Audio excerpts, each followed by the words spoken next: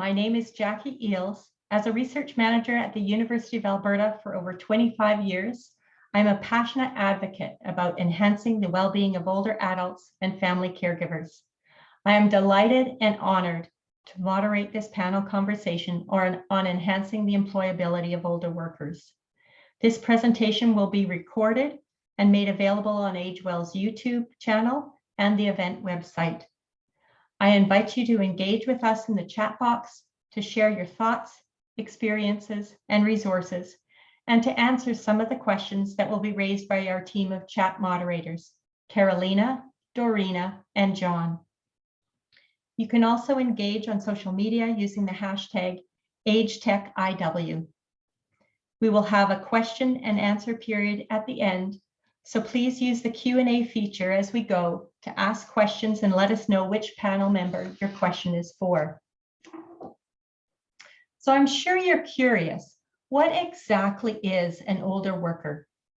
Some studies have focused on people older than age 55, while other studies examine those 45 years or older, much to my horror. While there is no consensus on how to define older workers, for the purposes of this panel, we are referring to workers who are age 50 and older, like me.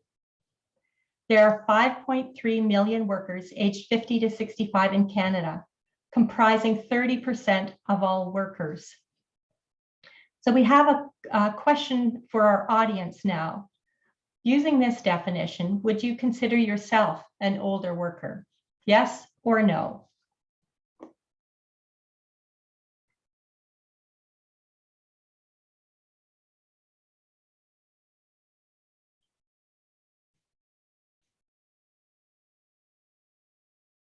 Wow.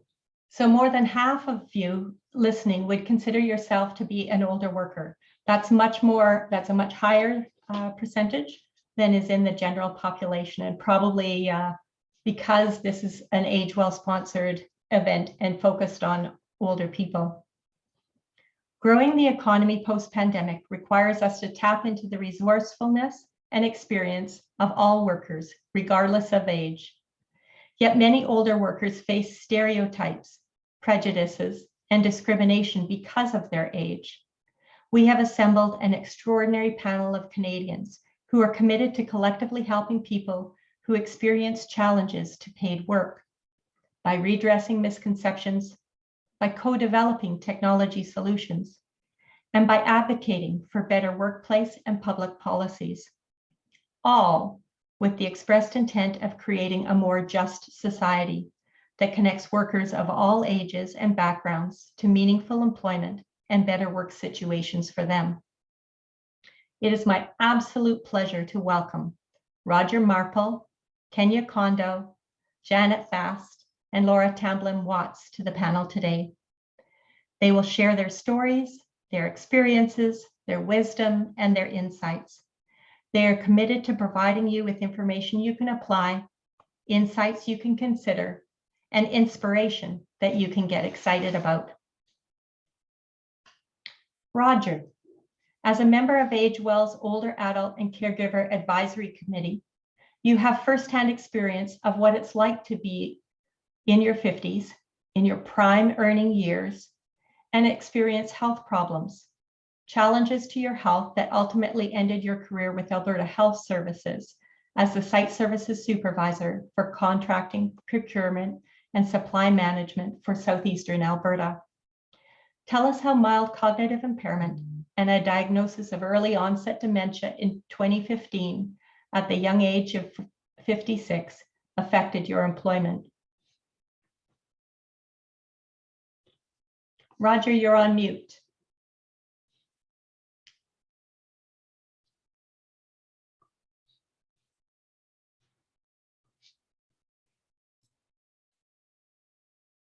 Can you hear me now? Thank you. You bet. Sorry about that, folks. I held a management position with Alberta Health Services, and our work environment was a very fast-paced and challenging environment. Leading up to my diagnosis, I was struggling in my work environment, and I found myself working 12 to 14 hours a day. including weekends, to keep up with my workload. And things came to a head when I sent an Excel spreadsheet with some data that I was working on to my boss. And he sent it back to me 90 seconds later with the comment, "What the heck is this?" And I looked it over and it didn't even make sense to me. And I was actually quite shocked and confused. And after a detailed conversation with my boss to explain challenges that I was having that he had noticed, I couldn't give him an explanation to why I was having these challenges. And he said, "You need to see a doctor towards these challenges." That's all we could figure out. I was diagnosed with MCI shortly after seeing a neurologist, and the diagnostic process began towards what was causing my issues. Let's fast forward to when I received a diagnosis of dementia. Inside, I was dreading sharing this with my boss. My boss was new to his position, who replaced my previous boss, and we were just in the process of getting to know each other. And one thing for sure, I really liked him and I really looked up to him. When I shared my diagnosis with him, it was met with understanding and empathy. And I found out later, interestingly enough, he reached out to our Alzheimer's Society and other healthcare professionals to foster a better understanding towards what I was going through. And this was a turning point for the good for both of us. From there, we devised many techniques and tools to help me in my day-to-day work. And I'm happy to say I was able to work another 18 months after my diagnosis in a job that I just loved.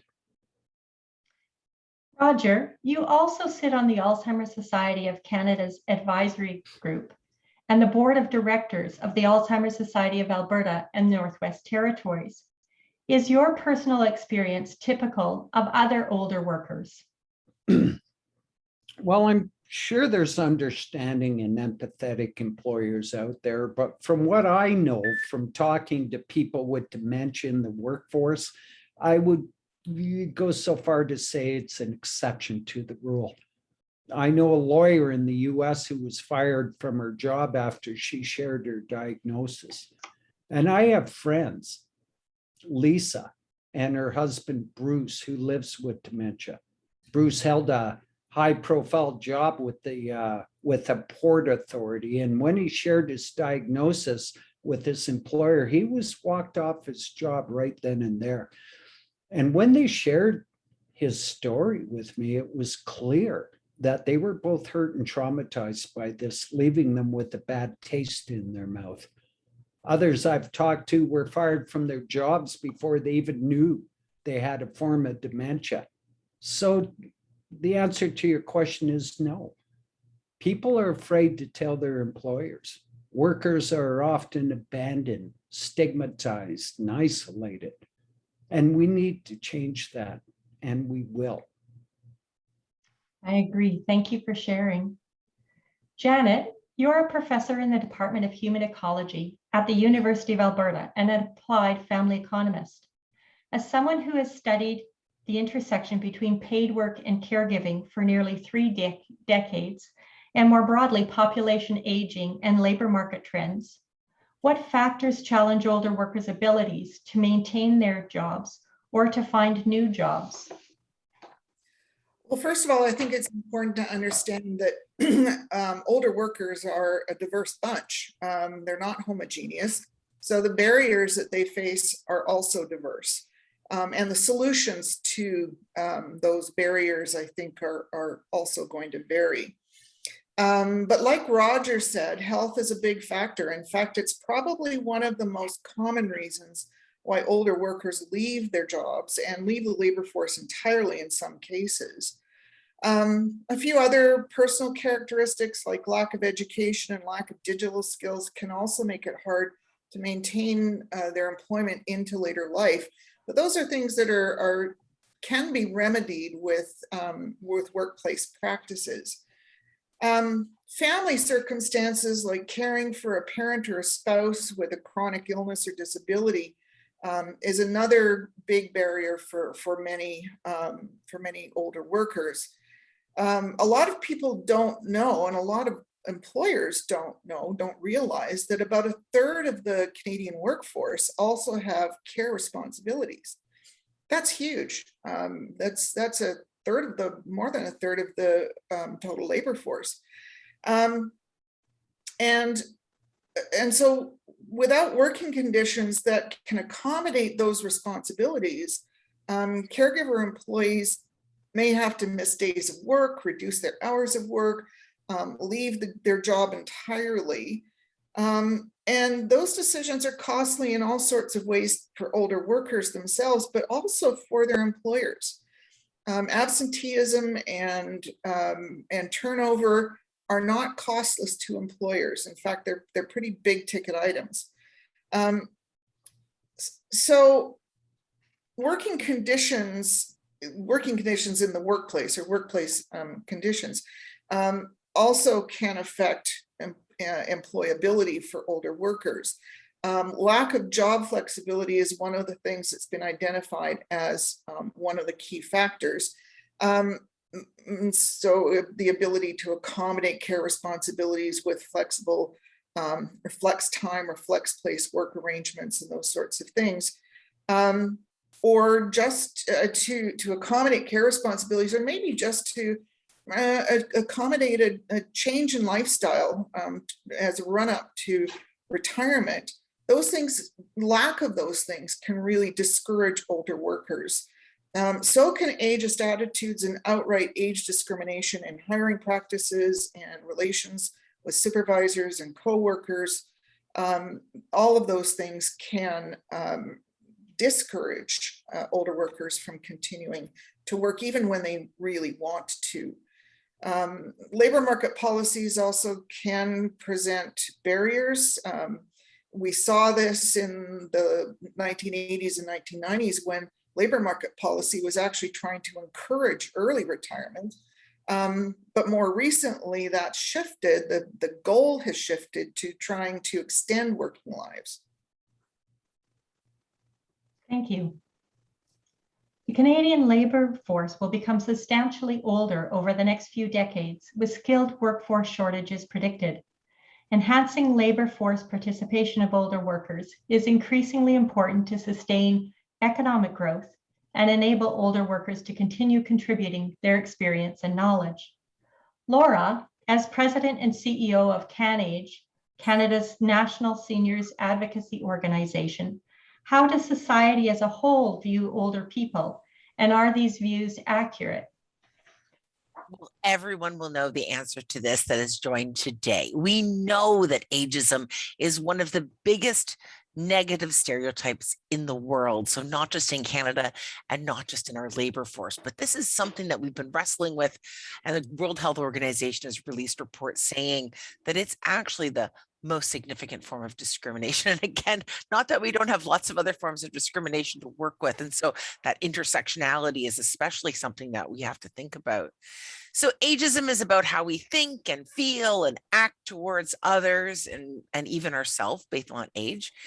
It can change how we value and view ourselves. It can also erase that solidarity amongst generations. How many times have we heard that? Why don't older people get out of the housing market or out of the workplace or out of somewhere so that they can make room for younger people? But that is a real false narrative and a false dichotomy. It makes no sense based on what we want, but is really that clickbait attitude towards that intergenerational resonance or solidarity.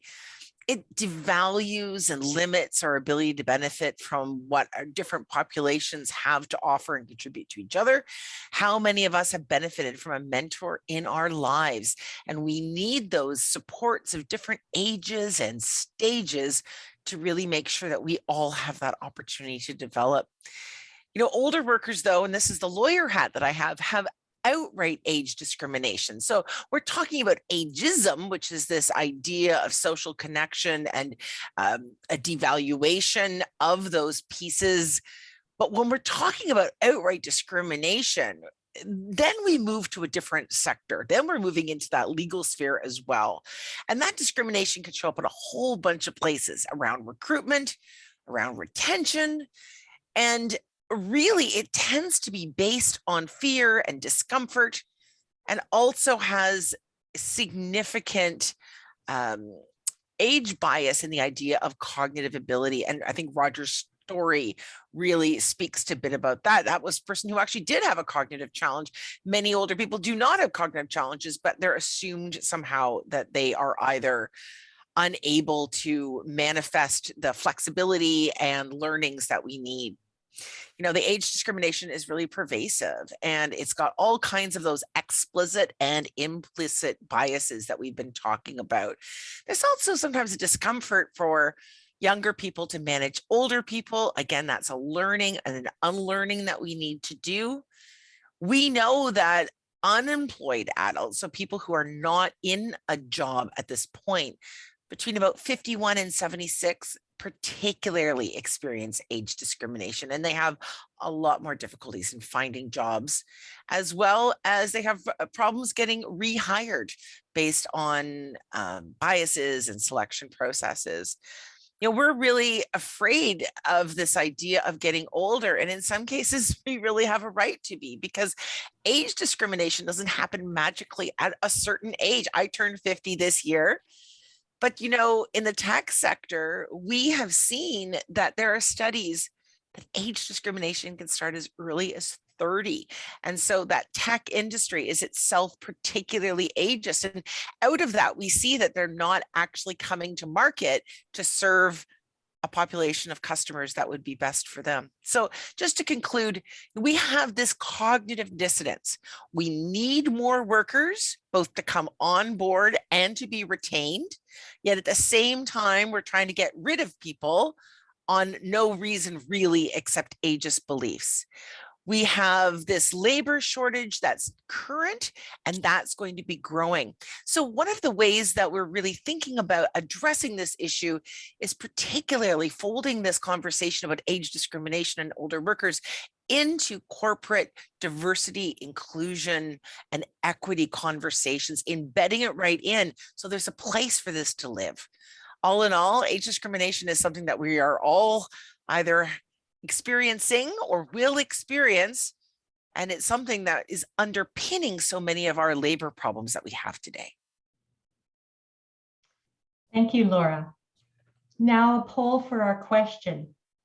Based on what Laura shared around ageism and age discrimination, have you experienced discrimination in the workplace because of your age?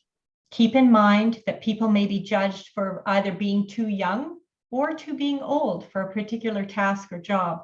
These are both examples of age discrimination. So have you personally experienced discrimination in the workplace because of your age?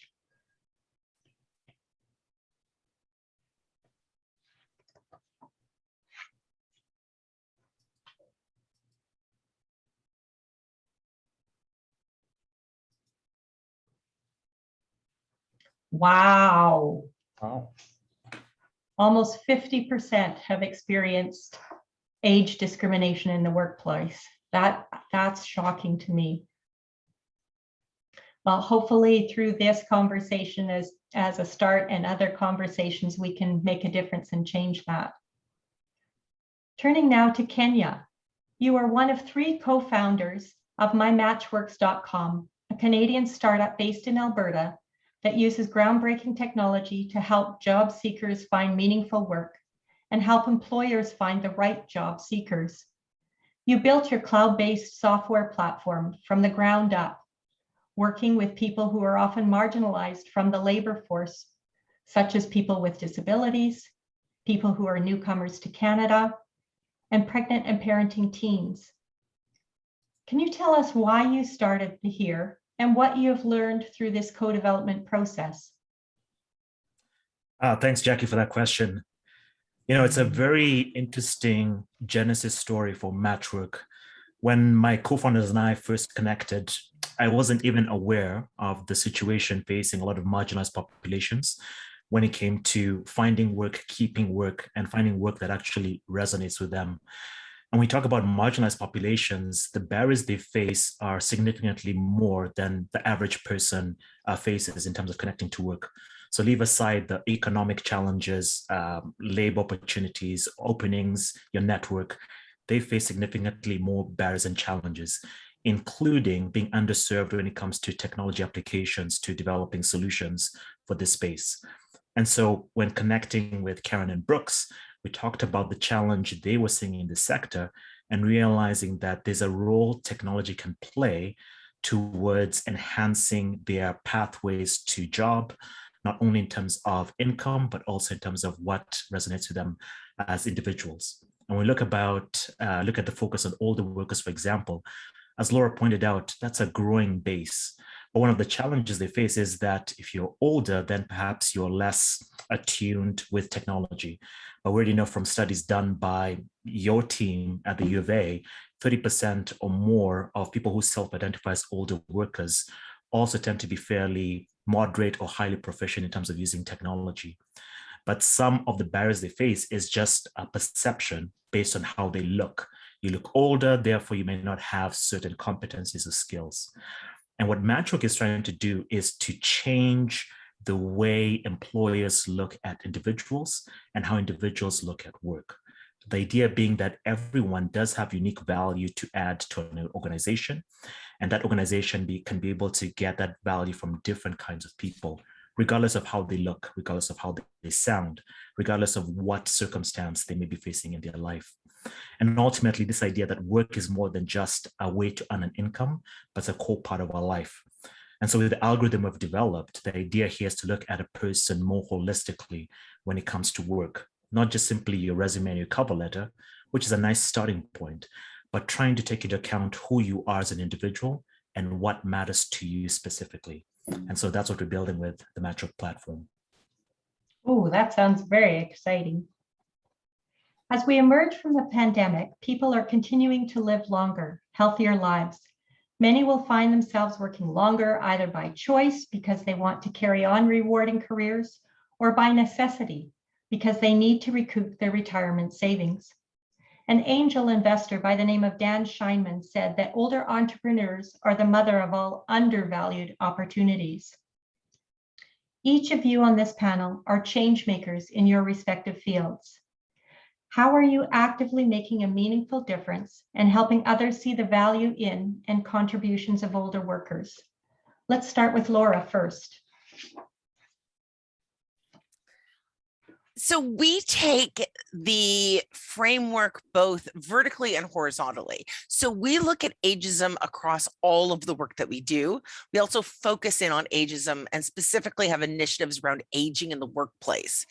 We have been working very closely with the AARP, our American-based colleague, the American Association of Retired Persons, in their efforts with the World Economic Forum and the Organization for Economic Cooperation and Development. That's a lot of words, but the WEF, the OECD, and the AARP are working with CanAge and a large number of employers globally to identify and share those multi-generational inclusive working practices. I'll put the link in the website in the chat box in a minute, but it's called the Living, Learning, Earning Longer, so LLEL.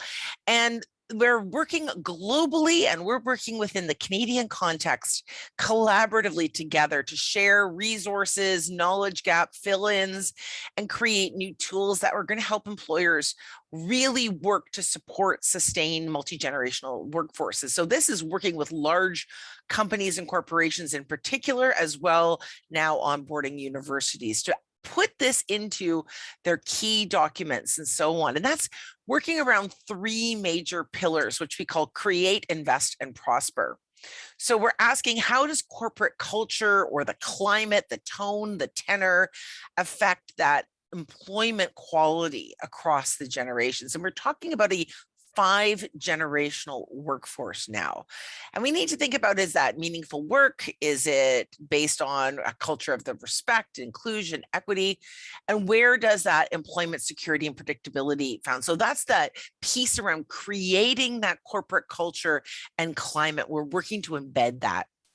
we're working as well as investing in standards, policies, practices to support that multi-generational workforce. So again, we're not just kind of hoping that these things are going to happen. We're working directly with larger employers and now moving down to mid-sized employer to focus in and make sure that they are integrated in recruitment, assessment, retention, compensation, benefits, lifelong earning, health, wellness, caregiving services, the physical space of the workforce, and then options for phased retirement. So really working within that employee engagement and HR structure to build this into business right now for future.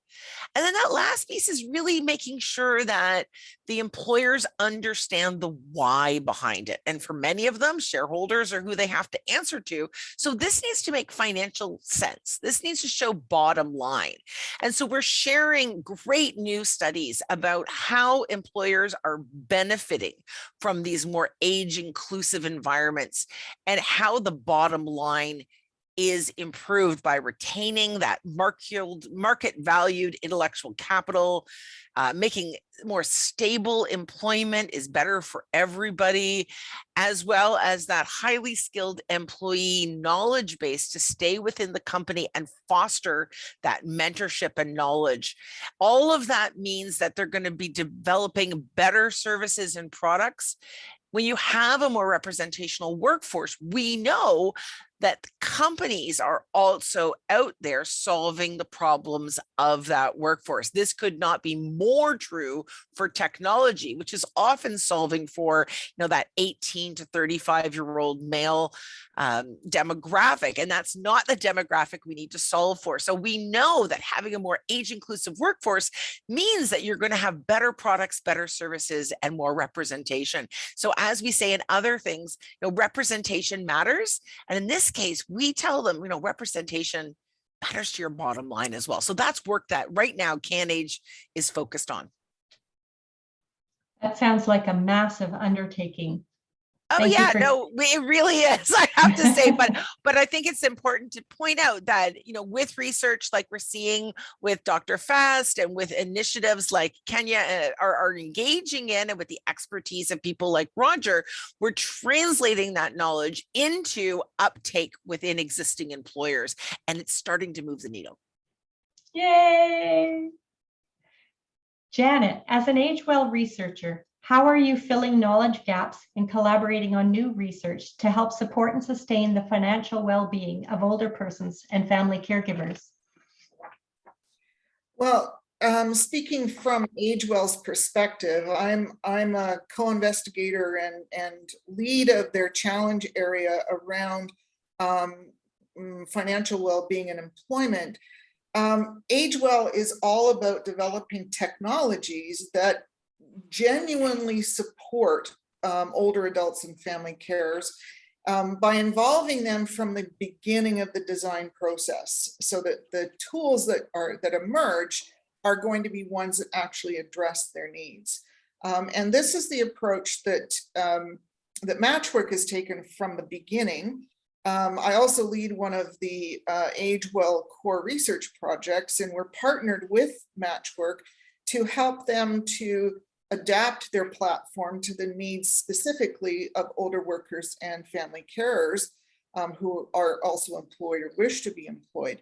And so that's a really good match in terms of Matchwork's kind of embedded approach and the approach that AgeWell is encouraging. So one of the things that we're doing within my research team is contributing the evidence, trying to fill knowledge gaps with evidence that we have generated over many years of studying older adults and their families, and trying to increase or improve their understanding about what are the barriers that older workers and family carers face when they're trying to gain employment or to maintain employment, and how to apply that knowledge to policy and practice more broadly, but in particular to AgeWell's objectives to add to the Matchwork platform. So in our collaboration with Matchwork, just the most recent example of the way in which we're trying to engage with policy and practice, we're helping them to understand what are the employment needs of older workers and caregivers as job seekers, so that they can adapt their platform. We also put a lot of work into working with employers directly to try to help them understand how to better support their employees. More flexible and accommodating workplaces and supervisors seem to be key factors in facilitating that relationship or developing a relationship between a job seeker and an employer. We have worked with many caregivers over the years, and one caregiver's story really continues to resonate with me in respect to how we better facilitate that match between employer and employee. And she had this experience where she was working. She was working. She had a husband who required a lot of care. He had a very early onset physical condition that required almost round the clock care, but she also was the primary breadwinner and trying to hold down her job at the same time. Her first supervisor, after she took on these care responsibilities, was one that she described as not very supportive or understanding. And she was actually afraid, as Roger intimated, that she was in fact a carer. She had these responsibilities. She was, I think, promoted or certainly transferred into a different division within her organization and was working under the supervision of a different person. And all of a sudden, her life just became so much better because her supervisor was supportive. They understood and they worked with her to develop a strategy that would allow her to continue to do the job, to earn money, but also because she loved the job, but also meet her care responsibilities. So, those kinds of fairly minor adaptations in the workplace, and in this case, just changing a supervisor, or ultimately perhaps a supervisor's attitudes about these things, can make a huge difference. Thank you. Kenya, as an AgeWell industry partner, how does this partnership with researchers and community organizations impact technology development? Well, for any startup company, especially in the technology space, the tighter you can get the feedback loop on what's working and what's not working, the more better your product becomes, the more value you can add to the community that you're trying to serve. And I think we're very fortunate that we were able to partner fairly early on with a lot of nonprofits working with different types of marginalized populations. And then early on with the University of Alberta, University of Waterloo, and University of Sheffield, and then the consortium of other government, private, not-for-profit organizations to really help us tighten that feedback loop on what we're building with Matchwork. So I think we're very fortunate in that sense of recognizing we are not the domain experts. You folks are. And the more feedback you can give us, the better value we can add to this community of marginalized job seekers, be it people living with disabilities or older workers. And so on our platform, what we're also encouraging employers to do is, if they are truly open to wanting to better understand their current workforce, but then also providing more inclusive job opportunities, they can post those jobs on our site. And then for the folks who are looking for that meaningful work, they can find that meaningful work that matters to them. So again, without that partnership of industry and nonprofits, I don't think we'd have made as much progress as we have. That sounds like a really successful partnership. Roger, I read an article published in 2020 in the Medicine Hat News in which you said, quote, "I have a rich, full life. I'm constantly engaged. If you want to sink real fast with dementia, do nothing." So Roger, from a bird's eye perspective, Can you tell me how you are actively making a meaningful difference to enhance the employability of older workers? I got lucky. I was lucky enough to have an employer that had good values for people who work for them. That was the first thing. And they respected who I was and recognized the value of what I could bring to the table for our organization, regardless of any challenges I may experience. And working with the form of dementia, it was actually uncharted territory for both my boss and I. And we didn't have a blueprint on how to proceed with this. And we simply figured out supports as we went. And I want to share, I wasn't a needy employee. I didn't ask for help often, but when I did, my boss was always there for me. And often it didn't take long to find the memory prompt that I needed. And my boss set me up for success, that's for sure. Things like Outlook calendar, Post-it notes, other memory techniques that I developed were beneficial to me. But you know something, if I could do it over again, I would have a Google Home on my desk. I'm not kidding. And to date, I've used this technology 1,000 to 2,000 times for memory prompts. And I describe it as my external hard drive for my memory, and what a remarkable tool it is. When it came time to leave a job that I loved, my boss made sure I left on my own terms. And he allowed me to complete some project work that I really wanted to get across the finish line. And both my boss and I are building on paying forward these experiences. My boss and I are involved in a long-term national study called COG at Work. It explores working environments for people with MCI and early dementia, and this will benefit many. My previous boss, Ryan, and I are also working with, this is cool.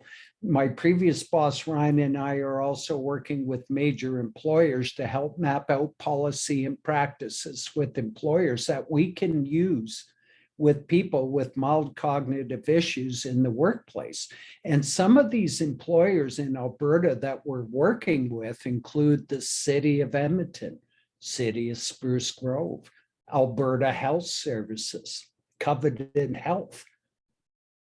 As a part of the Alberta Employers Dementia Awareness Project, as it's called, we're building a website, a hub with credible information that employers and employees can access. Website hopefully will be launched at the end of 2021. We're also continuing advocacy work as a part of equity, diversity, and inclusion initiatives. And I'm also using my experience and working with age-well researchers. A lot of you guys know me, advising on technology tools to assist those with dementia. And I've been involved with over 100 studies. Research equals a better quality of life, no doubt. And researchers, you have a friend in me. Thank you very much, Roger. We value your friendship. As we wrap up our conversation today on enhancing the employability of older workers, I'd like everyone to think big and transformational. Imagine our post-pandemic future. How would you complete the phrase, wouldn't it be great if? For those of you listening in, please use the chat box to share your thoughts. This event is intended to be a catalyst for continued conversations and strategies about how to recognize and better support older workers in Canada. The chat will be saved, reviewed, and used to inform future action and conversations while keeping your identities anonymous. So to the audience, wouldn't it be great if? And while the audience are sharing your thoughts, let's start with Roger. Roger, wouldn't it be great if? Okay, wouldn't it be great if we could dispel myths and stigma associated with dementia so that people and their families are not isolated, creating more compassion, empathy, and understanding in our communities.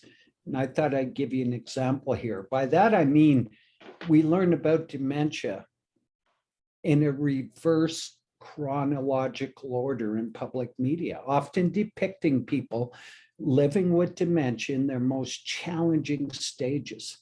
And often that is how the public sees us, not recognizing all the faces of dementia at different stages, living meaningful lives in the here and now. You see, and this is important for you to know, I need your empathy and understanding, not your assumptions. It would also be nice if we can have more understanding amongst employers that older workers with mild cognitive impairment or early dementia, even like me, can be supported and productive in the workplace for some time to come. Stigma towards dementia has many different faces. Dementia jokes are an example of stigma. When I point out in a very kind way that people with dementia and their families have enough to deal with, and being the brunt of thousands of jokes, trust me, does not help. When I mention this, the most common response when I point this out is I never thought of this that way. 95% of stigma is driven by ignorance, not by mean-spirited people as many think. People walking this dementia journey want empathy and understanding. But having said that we who are walking this journey need to extend that same empathy and understanding as to why people say what they say. And I also wish that people believed and had more hope that you can live a meaningful life with dementia for some time to come. And myself and others living with dementia are living proof we can. Thank you, Roger. Yeah. Kenya, wouldn't it be great if? Wouldn't it be great if we lived in a world where employers and employees move from a transactional type of engagement to more of a relationship one, which is natural to us as human beings? The very foundation and core of us as human beings is relationships. But when it comes to work, traditionally it's been that the employer dictates the terms and the employee is simply an asset that either adds value or takes value from that organization until they're no longer relevant and then dismissed as if they were worth nothing. This applies to older workers, certainly. There's a feeling that as you get to a certain point and stage in life, your value diminishes. And this is the purpose of this whole panel here and the whole conference, and what AgeWell is trying to do is to show that regardless of who you are a unique individual. And if an employer can recognize that you are a unique individual and not simply just a group or a cohort or a demographic, that can add a lot of value to the organization in turn.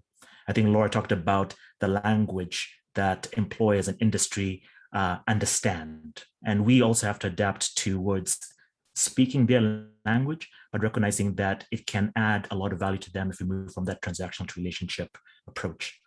And then wouldn't it be great if technology enabled that? So I'm naturally leaning towards technology as an enabler towards creating solutions and ideally co-creating solutions. So not simply saying that technology is going to displace the human element in developing the solutions, but can significantly enhance and potentially accelerate this change in paradigm about employers and employees to a relationship. Thank you very much.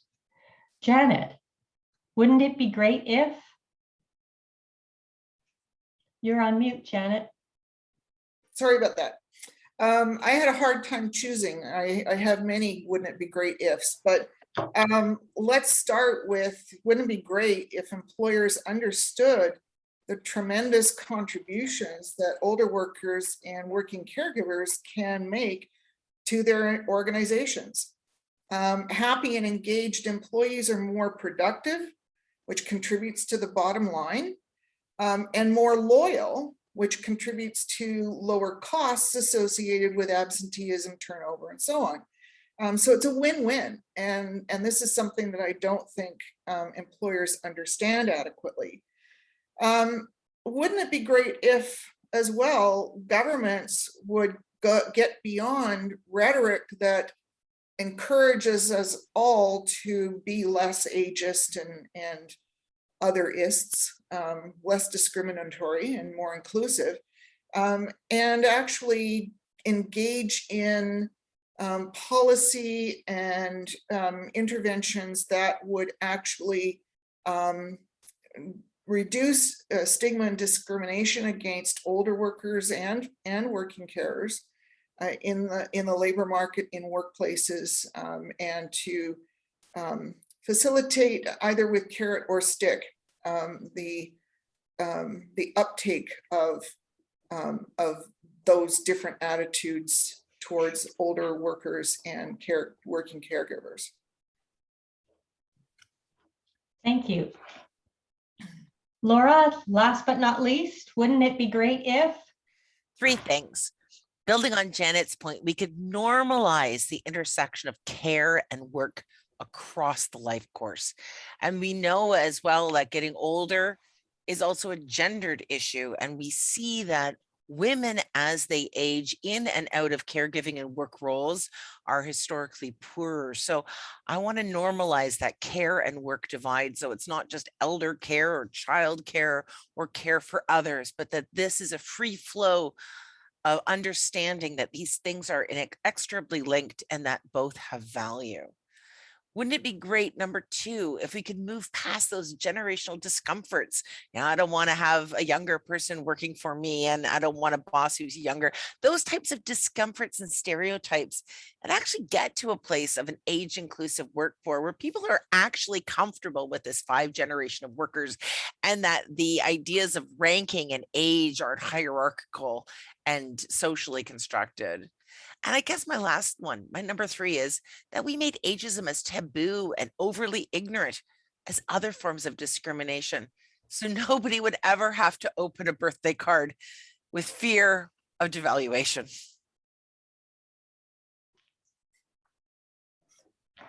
Thank you very much, Laura. I hope that all of our wouldn't it be great ifs come true. Now we'd like to open up the discussion to our Q&A time. I've noticed several questions have come in as we've gone through. So if you have other questions, please add them. But I will start first with a question for Roger. When hiring a worker with mild cognitive impairment or dementia, what are some recommendations, tips that will help such a worker adapt well to their new career and setting? Repeat the question. What are some tips that you have for workers with mild cognitive impairment? Okay, that's a hell of a good question. Here's, I mentioned before preconceived perceptions, learning about maybe a disability in a reverse chronological order. And that was an uphill battle for me. It really was. People were weirded out by that. And I struggled with that. And so did my staff when I shared it with them. So here's the trick to remember: be yourself. Like when I first shared the diagnosis, they weren't coming to my door with their problems. And I was used to having lineups of people at my door, and all of a sudden no one's there. And I'm going, holy crap, this ain't good. So I decided just to be myself. And I talked about the hockey game the night before. I talked about the kids figure skating, the new car, or did you get that work done? I told you to have it done by Wednesday. I was just myself. And they very, very quickly looked past that, and they seen Roger for who he is. And they realized Roger is still Roger. And before you know it, I had the lineups at the door again, and it was business as usual. And it was like that till the day I left. So be yourself. That's Do great your advice. best job. Yeah, do your best job every day. That's great advice, Roger. We really appreciate your authentic self. I was reminded that we're ending at 1:50 Alberta time, not 2:00 Alberta time. So I'd like to thank everyone for sharing your experiences, your energy and engagement today. It has been an amazing catalytic conversation that won't end here. If you want to leave in the chat box a one-word description that describes how you're feeling about this panel discussion, that would be amazing. And I invite you to join future sessions during Age Tech Innovation Week. There are 3 more days left. So thank you very much to everyone and enjoy the rest of the week.